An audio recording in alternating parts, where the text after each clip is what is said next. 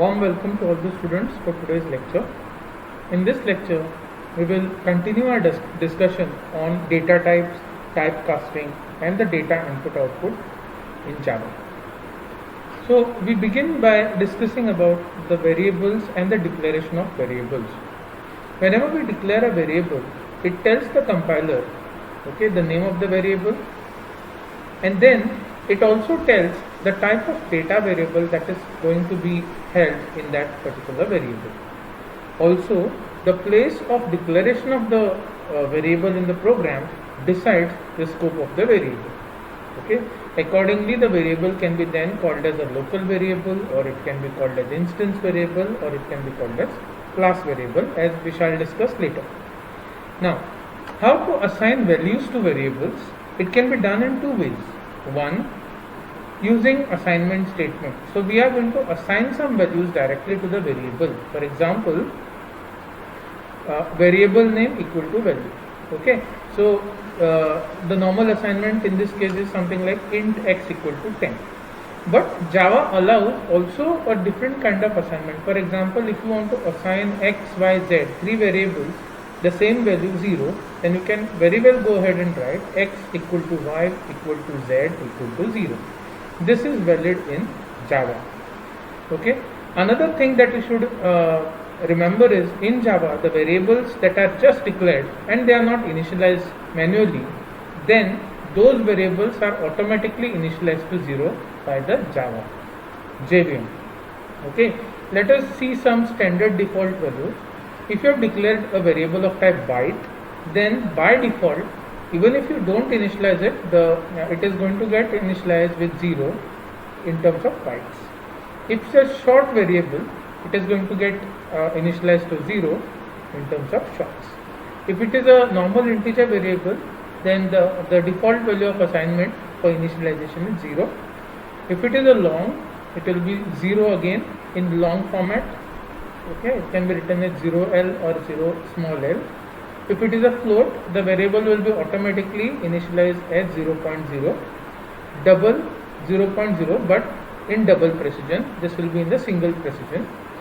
If it's a character variable uninitialized, then automatically it gets initialized to a null character. If it's a boolean variable, default value of the initialization value of the boolean variable happens to be false. And if it's a reference variable that we shall discuss later on, then for any variable which is of type reference, it will be automatically initialized to null. Right? So one way of giving values to variables is by using an assignment statement, that is single equal to, wherein the right hand side value is assigned to the left hand side variable. We are going to see the second way of assigning values to variables, and that is using read statement. Now, in case of C++, it was very easy to assign values into the variable so that user can just type any value from the keyboard and the variable takes that particular value using simple cin statement. However, in Java, there are various ways how you can give input through the keyboard so that it can be stored in the variable. So let us discuss that. Now there are 4 ways how you can assign values to the variables by typing something to the keyboard. In java.io package, there is a class called as BufferedReader class. So you can take help of this class. This class, it defines a function called as readLine function. So using that readLine function, you can assign values to the variables. Second way of assigning value to the variable by typing to the keyboard is, again, in java.io package itself, there is another class called as data input stream class. So this data input stream class also has a function called as readLine function. By default, it takes a string value. If you want to convert it to some integer or float, then I will also show you there are something called as wrapper class variables. Using the type conversions, which I will show you, you can convert the data into whatever format that is required to be stored, and then you can store it in the variable. Third way of reading the statement from the keyboard is using scanner class. There is a class called as scanner in java.util package. And also in our default package that is called as java.lang, there is a class called as system.console class. However, you should remember that using this fourth method in NetBeans or Eclipse IDE, it generates some kind of error. So we will not much use this particular method. We will be sticking to either the first one, second one, or the third one. Now let us individually see each of these methods. Okay, now the first method is nothing but your java.io. Okay, your java.io, it has a class called as buffered reader. Okay, this buffered reader class, it takes as argument an object of another class which is there in buffered reader, and that is input stream reader class. Okay, so let us start. Since I am going to use the classes from the packages java.io, I have to write these import statements. I'll say import java.io, okay, dot buffered reader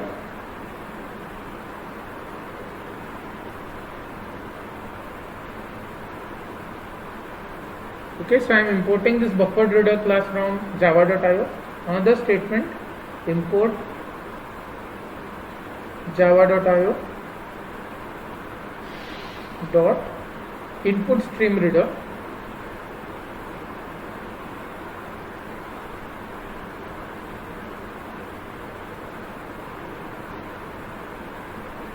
Remember, we have seen the conventions of naming variables and classes.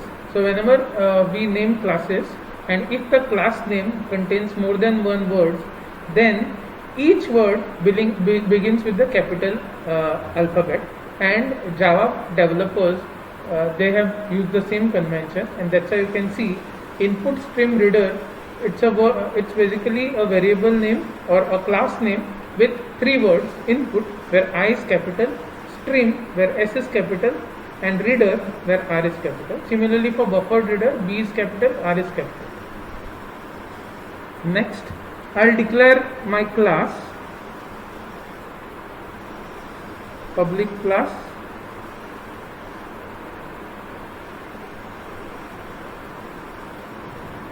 buffered reader demo.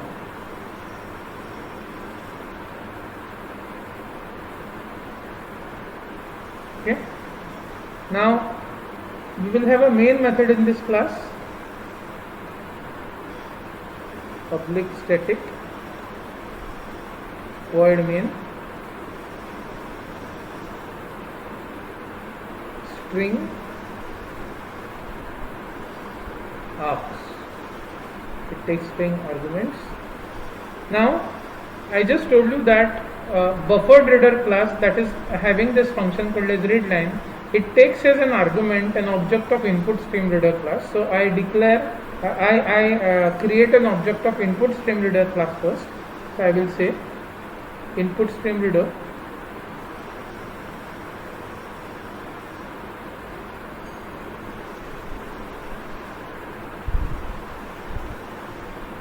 ISR equal to new input stream reader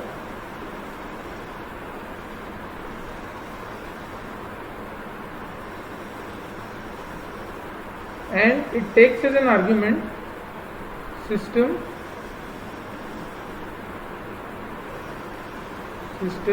dot in.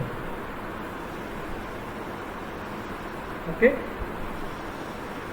Now I declare object of buffered reader class which will take this ISR as an argument. So I will say buffer reader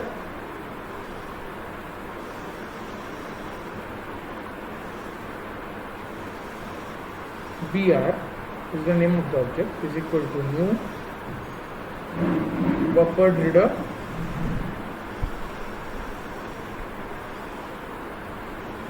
and it takes as an input ISR object, which is object of input stream reader. So this is how I have created input stream reader object and given that as input to buffer reader object. Now in Java they have taken care that whenever we are going to insert any values from the keyboard, there is a possibility of exceptions, right? We may not enter the required value. Suppose integer is required to be entered, we may just enter character. So they have taken care of this exception handling. So this buffered reader class, okay, it is such that it throws an exception, okay, whenever there is some exception generated, it throws an exception, okay. So for exception handling in Java, we use try and catch blocks similar to C++, okay. So now since there is a possibility of making error while I type something through the keyboard, I will use a try statement. And in this try statement, if there is some problem found, then it will throw that, and catch statement will catch, okay. So what I will do is I will simply take an input from the keyboard, a number actually, okay. So first let me create a string variable called as input, okay. And now as I told you, buffer reader class has a function called as readline. So I will use object called as br dot, it will call this readline function. So now what readline function will do is whatever you type from the keyboard, okay, whatever you type till enter is encountered, that entire line will be taken as input by this readline function, and whatever you have entered through the keyboard till enter, till return key, all that will be stored in a variable called as input. I told you that string, it's not a default data type, it's not a predefined data type, and they have created a class called as string, and input is basically an object of the string class. So what will happen is whatever you type through the keyboard, readline function is going to take the entire statement and it is going to store it in the input object, right?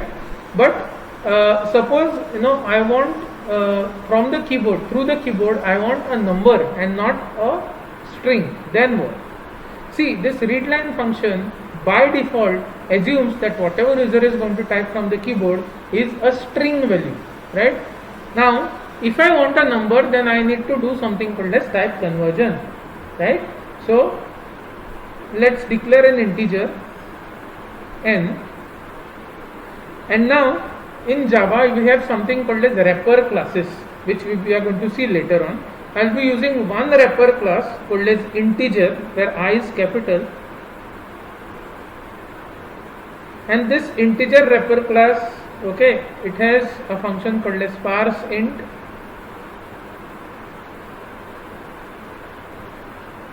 and the input, the string input that we have just received, okay, this string input that we have just received, we are going to give that as input to this parse int function, right? With this, what will happen? First, whatever you type from the keyboard, readline is going to read that, and it is going to store in the input variable of type string, which is basically a string format or string data type value.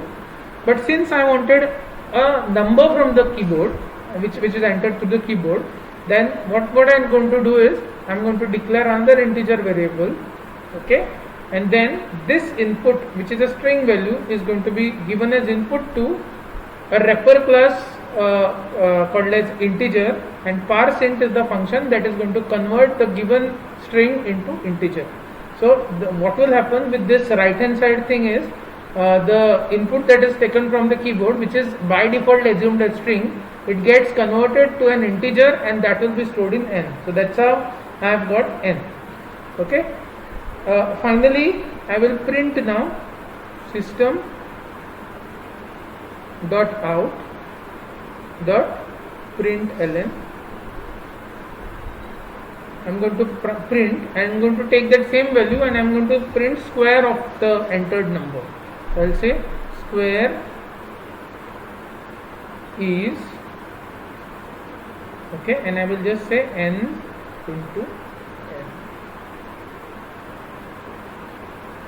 Yes, so this is in the try block. Now while typing, here there could be some exception. What if the entered value is it's an erroneous value. Okay, so the try block over here is going to monitor again and again for an erroneous data, and once it finds an erroneous data, it will throw an exception. Okay, so I have a catch block here that will catch the exception, and I'll write exception E. Now in this java.lang, that is a default package, you need not write your import statement for java.lang. In java.lang there is a class called as exception, so I am just creating an object E of type exception, and now whatever exception that has occurred we will be writing in this catch statement. So I'll write here system dot out dot println, okay, and I will just say input error is, and sorry, not comma, plus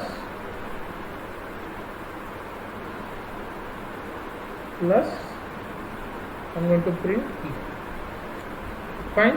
So this is basically how you can give an input, okay, through buffered reader class and input stream reader class from java.io. Fine.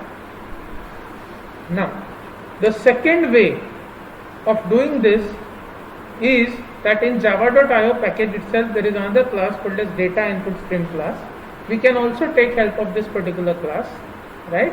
Again, data input stream class takes system.in as a parameter, right? So let's quickly see how we can use this data input stream class. So again we'll see an example. So first of all I will import from java.io. I'll import this class called as data input stream,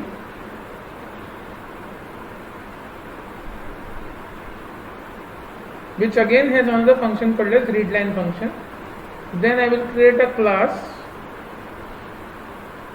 the name of the class is say reading, okay, then public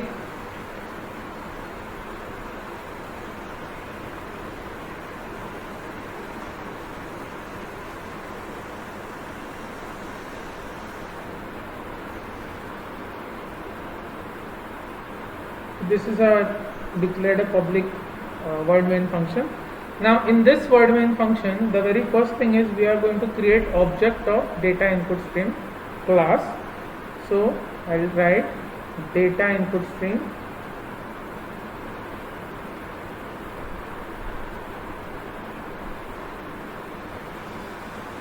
say in is the object name is equal to new data input stream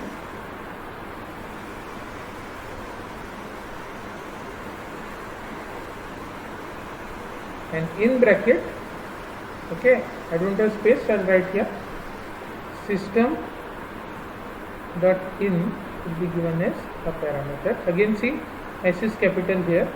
Also note we have used the same the Java developers, they have used the same naming convention for class. There are 3 words here and each word starts with a capital alphabet, data, input and stream, right?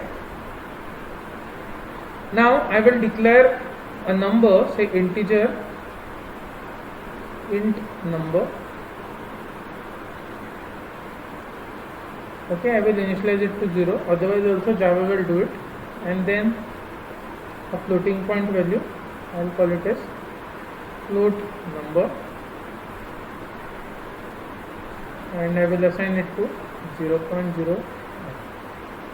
Fine, so we are ready for taking input from the keyboard. Again, while taking input from the keyboard, there might be some error that can be generated. So data input stream class, it also has it also can catch an exception. So I will write a try block now, which will monitor for the errors. Okay, now in the try block, what I will do is I will just ask the user to enter an integer and then a floating point, and we will just print the values, right? So I will just say system dot out dot println. I am asking the user to enter an integer.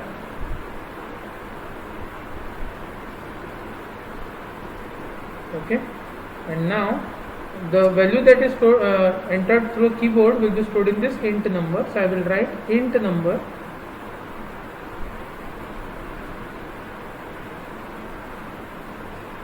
equal to, now again see data input stream here, it has a function called as readLine. So in object will be accessing that function by writing in dot readLine.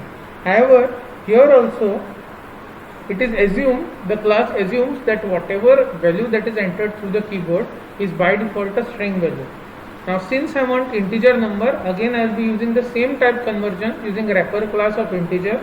Okay, I will write here integer dot parse int. Parse int is a function that will parse the given input string into the integer value, and I will just say in is the object of data input stream, in dot readLine.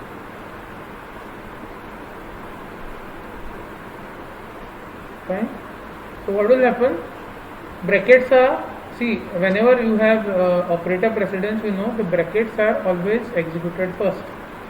So what will happen is when the compiler reads this particular statement, the very first thing is it will try to solve the right hand side. In the right hand side there is a bracket here. So first thing it will execute this particular statement. So data input streams in object is going to call readLine function, and whatever you type through the keyboard will be taken as input. Now that entire string value, okay, will be then parsed to integer by a wrapper class integers function called as parseInt, and that converted integer value will be then stored in int number. Now if you want to do the same thing, but this time if you want user to enter a floating point value, then again you will be writing like this: system dot out dot println enter a float value,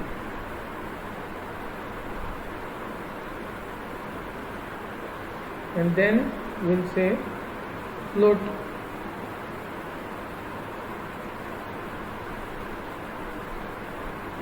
number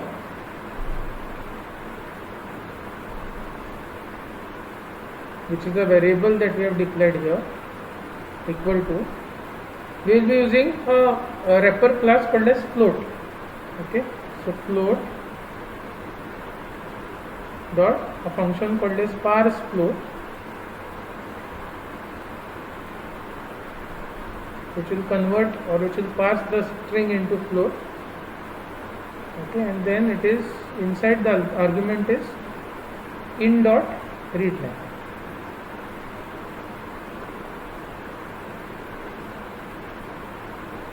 Right, so this is the price block, because basically we have entered only these 4 sentences under try block, because while entering something from the keyboard there could be an exception that can be generated. So try block will keep on checking whether there is an exception, and once that exception is determined, then the catch block is going to handle the exception. Exception classes object is E, and we are going to just say system dot out dot println, okay, and we'll say input error,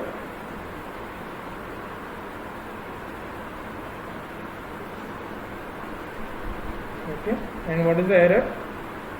E will be the error. And finally I am going to simply print the value of int number and float number before I close the class. I will say system dot out dot println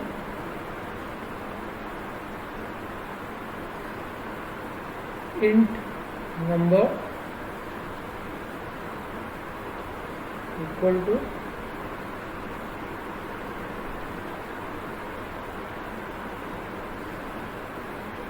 okay, it will print the contents of the int number variable, and finally I will say system.out dot println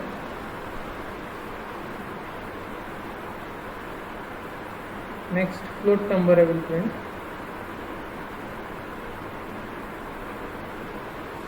equal to plus float number.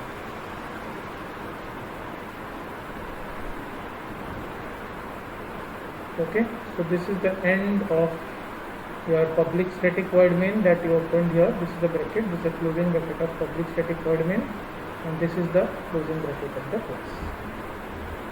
Right? So try block will just keep on trying if there is an exception. If there is an exception, the exception class will catch that exception, and this object will then when you print this object it will show you what exception it is.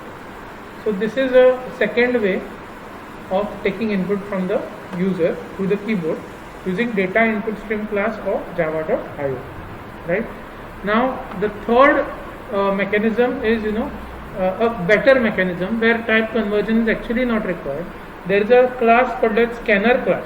So in this package called as java.util, there is a class called as scanner class, and this scanner class has various functions. For example, there is a public string next function. As you know, it returns string value.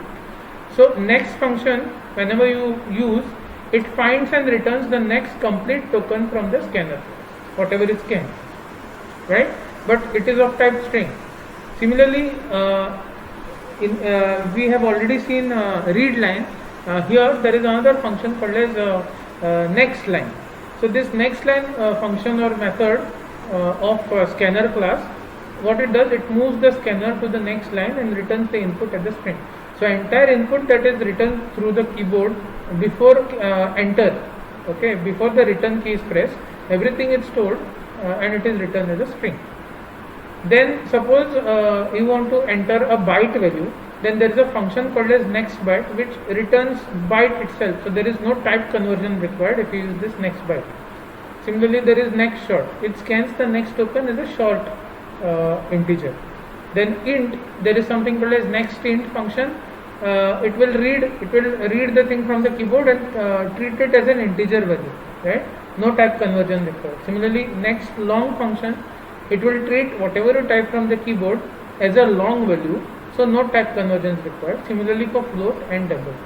So compared to the other methods where there is a type conversion, there is a proper type conversion that is required using wrapper classes.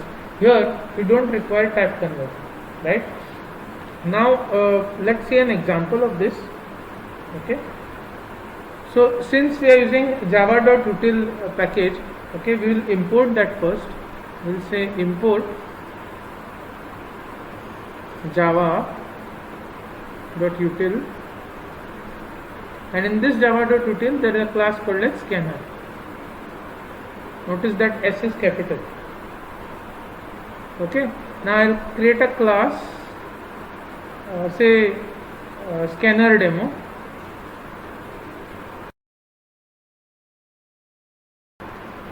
Okay, then in this class you will have your main method public static void main,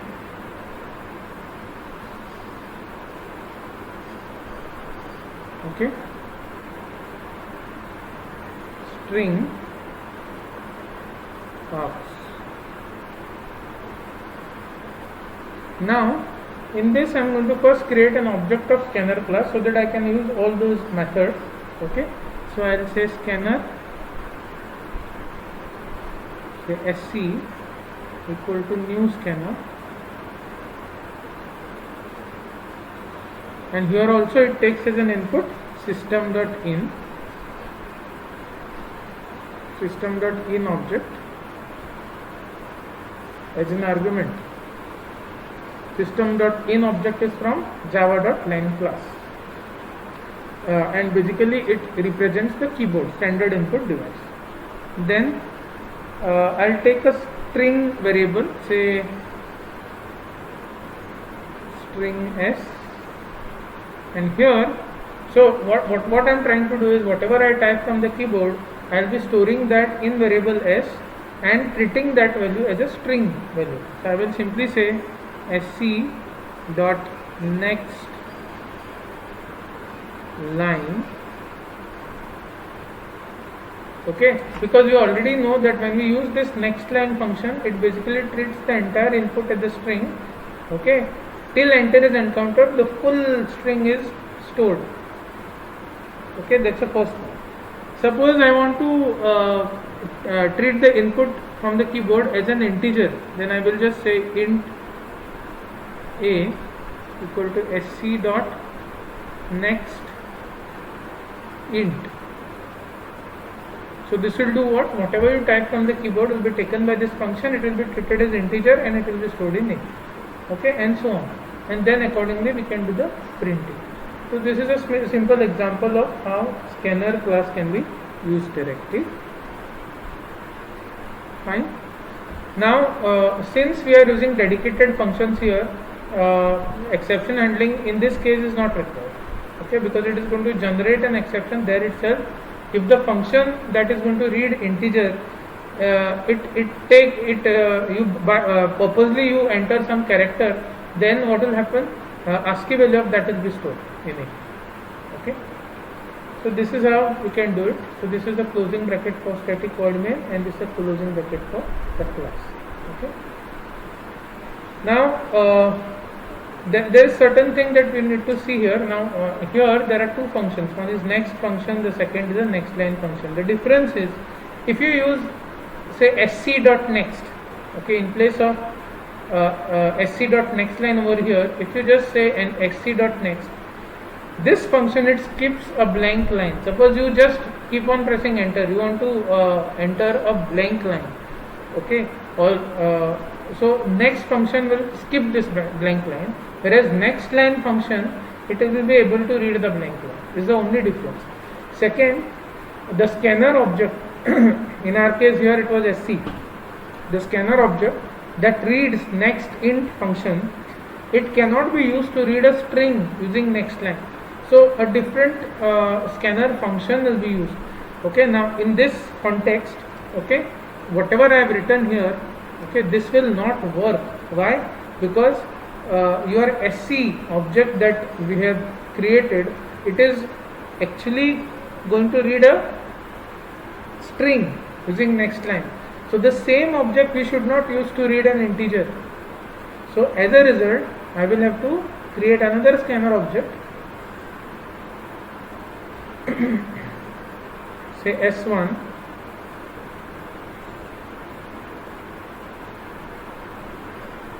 again taking the same parameter system.in,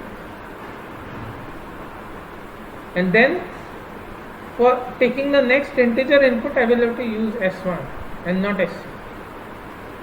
Okay, so you need to note this particular thing. Now the last method that we are going to see, okay, as I have specified here, the last method is by using system.console class, okay, which is there in java.lang package. However, I would not recommend you to use this because it is seen that this particular kind of input, okay, it generates error in NetBeans and Eclipse IDE. Okay, so I will not advise you all to use this, but just for an example sake, okay, we will see how we can use that. Okay, I'll utilize this space here. Now what happens is system.console class,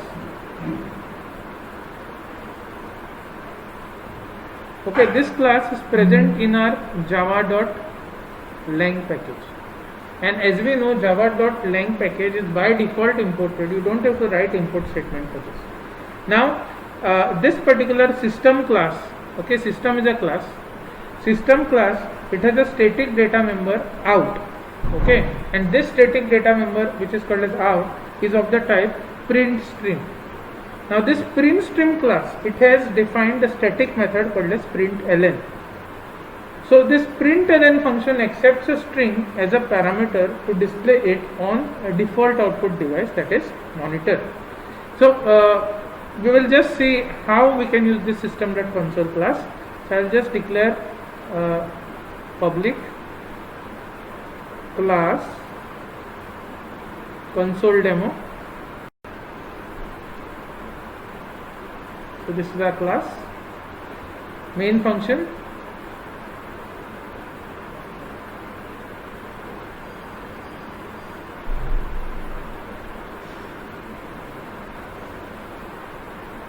Okay, notice that this S here is small case, not uppercase. String args. Okay. Now we will just ask the user what is the name of the user. So I will just say system.out.println.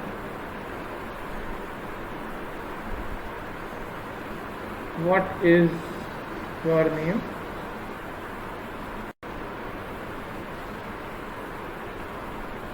And then we'll store the name, whatever type from keyboard. We'll store it in a string variable called as name, and we'll be using this system.console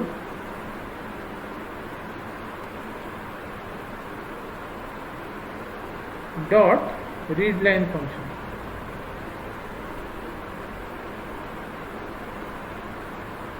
Okay, so what will happen is whatever you type from the keyboard, that will be stored in name, and then you can print a message system.out.println. You can say hello and the person name that he has entered. So this is a small demo.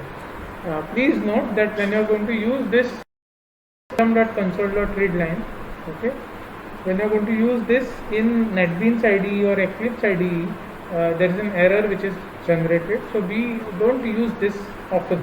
Okay, so you may not use this class. You only need to know that it is there. Next we will see the scope of various variables in Java. Now in Java there are three types of variables. You have something called as instance variable, you have something called as class variable, you have something called as local variable.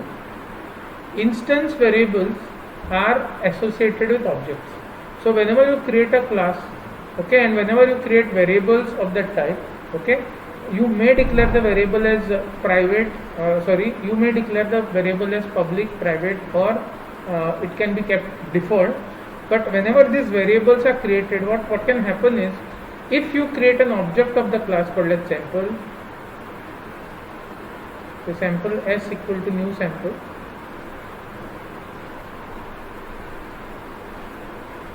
now in the heap area, when you consider, okay, this object called as s, you will see that there is one copy of this variable a and b which is allocated for this object s. So object s has its own copy of a and b. Similarly, suppose you create another object, say sample p equal to new sample. So again another object will be created in the heap area p. It will also have its local copy of a and b, right? So these are called as instance variables. So they are created when the object is instantiated, and one copy is shared for each object. So a that is shared for s is not same as a for p. They are different copies. So these are instance variables. Then we have class variables. You must have seen in C++ we had something called as a static variable. Okay, so these are basically global to a class. These class variables which are there, I will show you later on how to declare class variables. Right now I am not showing you how to create class variables. Okay, when the time comes, after seeing object oriented classes and objects chapter, we are going to see how we can create global or class variables. I'm sorry. Remember that this class variables, they belong to the entire set of objects that the class creates, and only one variable, class variable, is created, and all the objects of that class can share content of that variable. They can modify, they can access the content of that one variable. So each object does not get a separate copy. Actually, all the objects, they refer to one particular class variable which is not included in the objects memory. It is somewhere else, right? So that's a class variable. And third, we have local variables. Local variables, now remember, in Java, unlike C++, the concept of global variable is removed.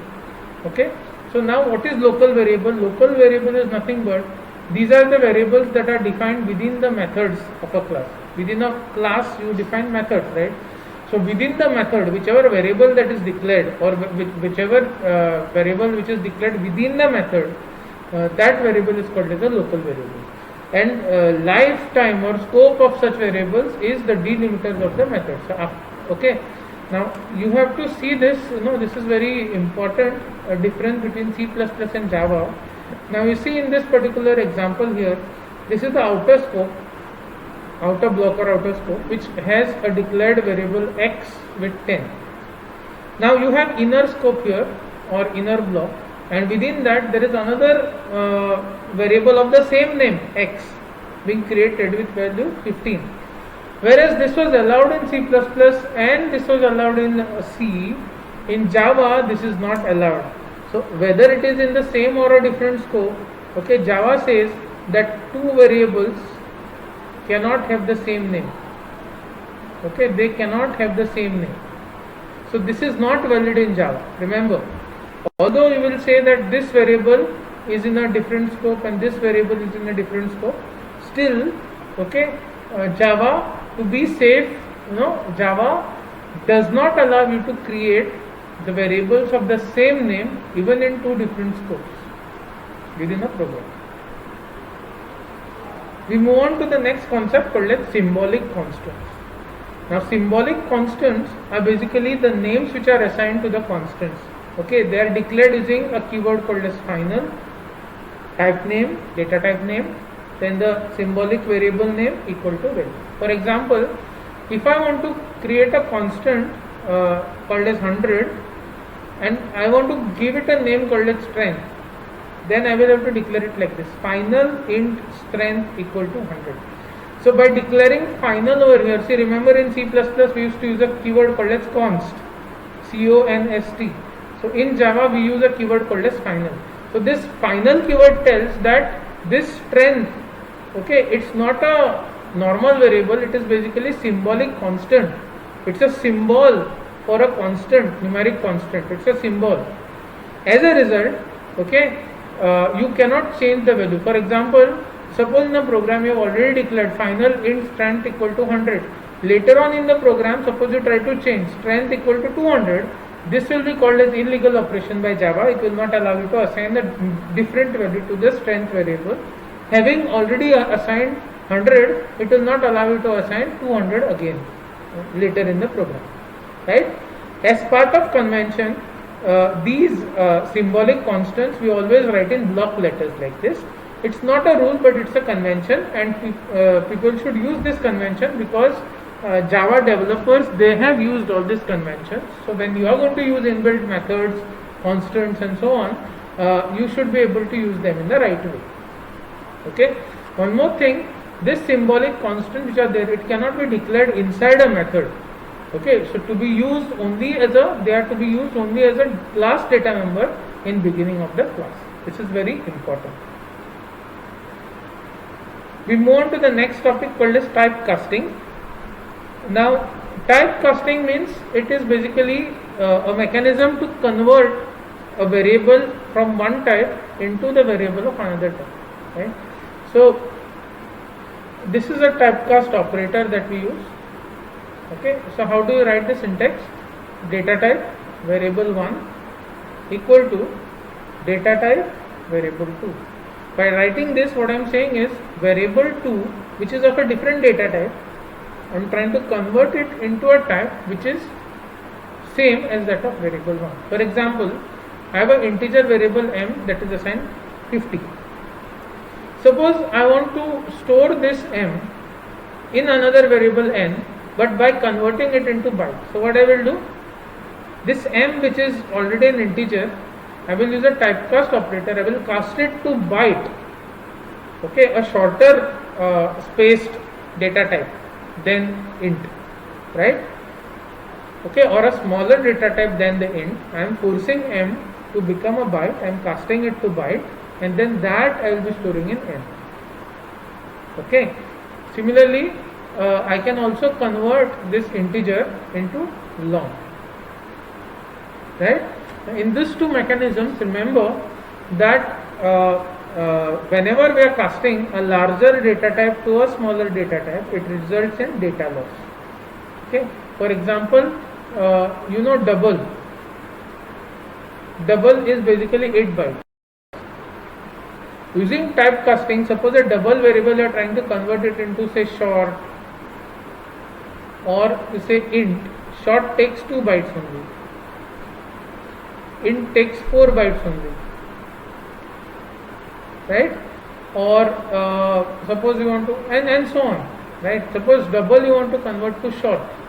Two things will happen. One, since double is a real number, the decimal point and the onwards value, it will be truncated. Second thing is, see, 8 bytes data, if you want to force it to be converted to 2 bytes data, definitely there will be data loss, right? So an example of this, suppose I have a variable of type long that takes 8 bytes. The name of the variable is long number. Suppose this is the number, L is the notation that we put for long numbers, and you declare another variable called a short number of type short. Okay, remember short takes 2 bytes and long takes 8 bytes. Okay, long takes 8 bytes, short takes 2 bytes. So I am forcing this 8 byte value, I am forcing it to become short of type short. I am casting it to a short type which is only 2 byte value. So when you are going to convert the 8 byte value, forcing 8 byte value to get converted into 2 bytes value and get stored in short number, definitely there will be data loss. Also remember that all 4 integers, that is byte, long, short and int, all of them 4, they can be cast to any other type except boolean. Similarly, float and double, they can be also cast to any other type except boolean. Okay, and remember, whenever you are trying to convert float to integer, okay, now you will say that float also takes 4 bytes, integer also takes 4 bytes. However, there will be whenever float is going to get converted in, definitely there will be a loss of fractional power. Okay. Now here is a list of the casting or cast that result in no data loss. Suppose you want to convert a byte, from a byte you want to convert it to short. Okay, byte is 1 byte, short is 2 bytes, so there will be no data loss. Similarly, char takes 2 bytes, byte can be directly converted to char without any data loss. Byte can be directly converted to int takes 4 bytes. 4 is bigger, 1 is smaller, so byte can be directly converted to int without data loss. Similarly, byte can be converted to long, float, double, which are of higher bytes than this byte itself. Similarly, a short variable, variable of type short, can be without any loss, can be converted to int, long, float and double. All of these are of higher memory space than the short itself. Char can be converted to int, long, float, double. All of them they occupy more memory space than the char itself. Integer can be converted to long, float, double, which takes higher data space than int itself. Long can be converted to float, double, and float can be converted to double. So you need to remember this this particular table of conversion. If you go for this kind of conversions, there will not be any data loss. Then automatic type conversions. See, whenever lower type to higher type conversion happens, it is automatic. So here in this example, all these are lower types and these are corresponding higher types. So this kind of conversion, Java automatically takes care of this. So this is called as automatic conversion. So lower type to higher type conversion is automatic in Java. For example, if you declare a byte variable b with value 75. Now byte basically takes 1 byte. Integer takes 4 bytes. So 1 byte to 4 byte when you convert, okay, that is from lower to higher, there is no data loss. So such is an automatic conversion. So what I have done here is, I am just showing you example. B is a variable of type byte, and then I have declared another variable called as a, and this b I am storing it in a. So there will be no data loss. Automatic conversion will happen. Okay. So with this I end today's lecture. In the next lecture we will see the other concepts. For example, we will see different types of Java statements. We will also see different operators and expressions in Java. Thank you.